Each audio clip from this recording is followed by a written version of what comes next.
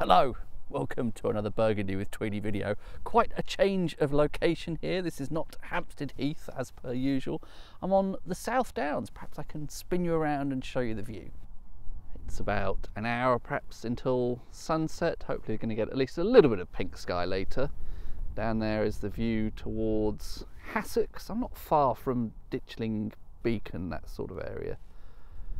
And the English countryside and some lovely little white fluffy clouds in the blue sky over there. Surprisingly nice weather today for the time of year, late October. More Philippe Gavignet wine today. This is once again one from him, the last of that mixed case that I bought from Fingal Rock. So this will be the last Gavignet for now. On to what are we doing next week? I've put in an order with hand-picked Burgundy, so we have that to look forward to. A completely different set of producers and possibly villagers. So it's a Nuits Premier Cru. The vineyard is called Bousselots. Is the lighting actually okay for once? And it's a 2019 vintage. Possibly I was saving the best until last with that batch of Nuits there. I think 2019, as I've said a few times, has shaped up to be a very good vintage. I've been enjoying it very much, and you would hope of the different wines available, the Premier Crus would be the best. As an aside, Nuits does not have any Grand Cru vineyards, so the Premier Crus are as good as it gets. I imagine real aficionados still think some particular Premier Crus within Nuits are better than others. I don't know how Bousselots ranks in the global ranking. I would imagine it's probably not exceptionally prestigious because by the crazy standards of Burgundy, this is not an extremely expensive wine. It's a Premier Cru from Nuits that is about the same price as, say, a modest village level Gevrey-Chambertin would be. Either Gavignet and or Fingal Rock do seem to provide very good value for money, I think, again within the crazy relative terms of Burgundy. That actually looks towards the darker side to me.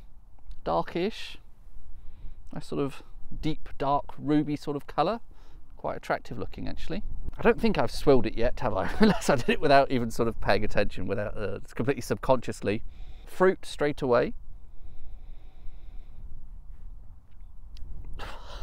It's hard to ever not list a bunch of black fruits after identifying the colour as being on the darker side.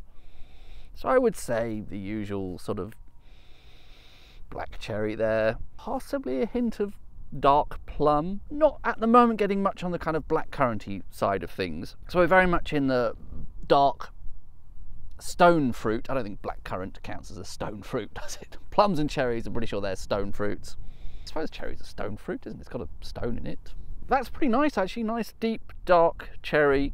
I always feel like I'm veering off course when I start to say chocolatey, but there's something very slightly chocolatey there. Interesting. I don't think I've ever had a Black Forest Gâteau type Burgundy from Gavignet before. But yes, there is richness in that fruit there, and that's really quite nice. A richness and a purity, but it is dark fruit. Should we take another quick look at the view? How far off sunset are we now? Yeah, it's still about an hour, I think. I should give this a sip.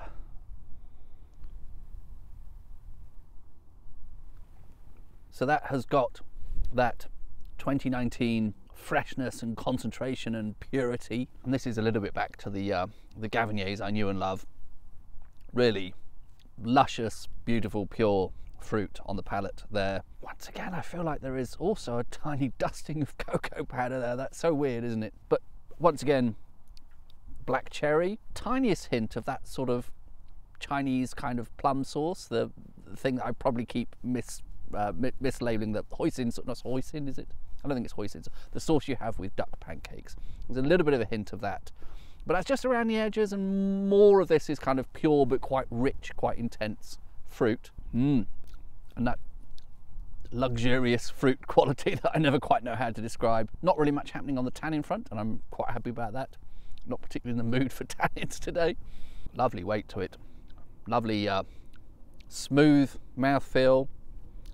Very nice roll over the tongue. Yeah, pure, very nice fruit expression, rich, dark cherry, Nuits sort of classic Gavignet, although this batch all seemed darker than I remember. I remember it being, you know, intense fruit, but more sort of red cherry rather than black cherry, but picking hairs. Perhaps just my tastes have changed. I don't know. Really quite good. I'm going to sit here and enjoy this for a while. Have a good hour and a bit of daylight, I think.